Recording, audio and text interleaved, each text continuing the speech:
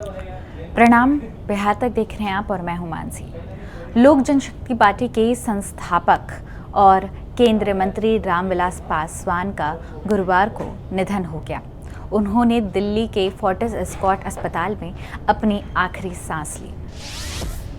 आज उन्हें 10 बजे अस्पताल से उनके दिल्ली आवास पर लाया जाएगा, जिसके बाद दोपहर 2 बजे के करीब उनके शव को पटना लाया जाएगा, जहां पर लोग उनके अंतिम दर्शन कर सकेंगे।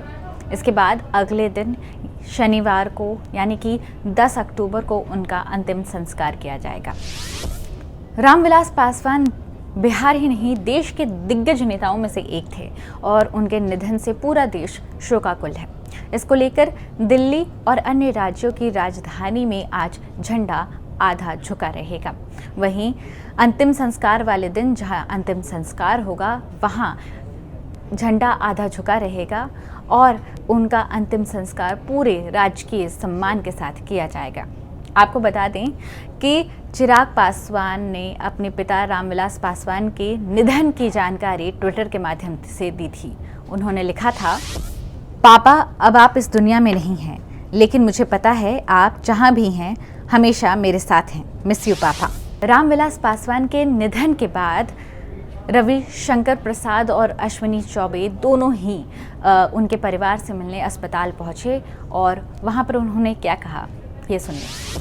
श्री रामविलास पासवान जी अब हम लोग के बीच नहीं रहे।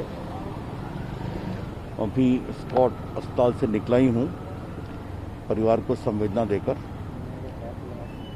वे समाजवादी आंदोलन के अग्रणी नेता थे, लेकिन देश के दलितों, उपेक्षितों, गरीबों के लिए उन्होंने हमेशा अपना जीवन समर्पित किया था।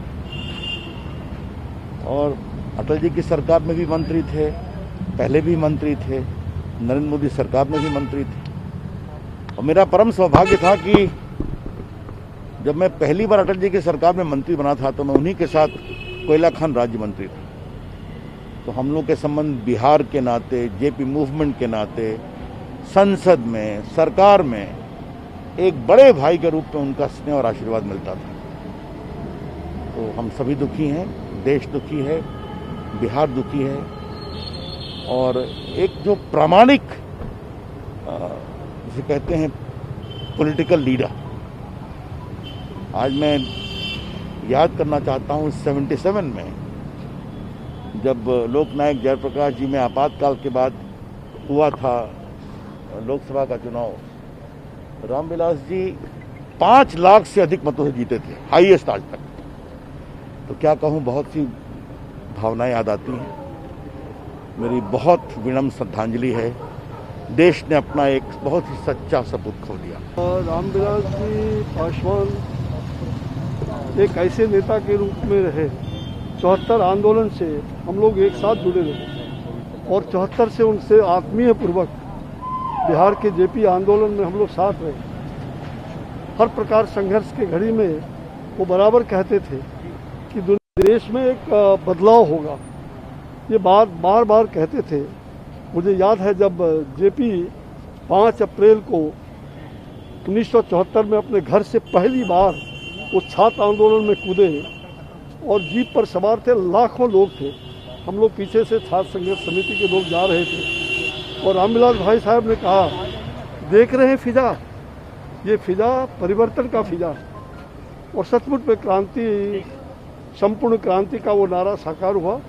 आज कई यादाश्त उनके साथ है।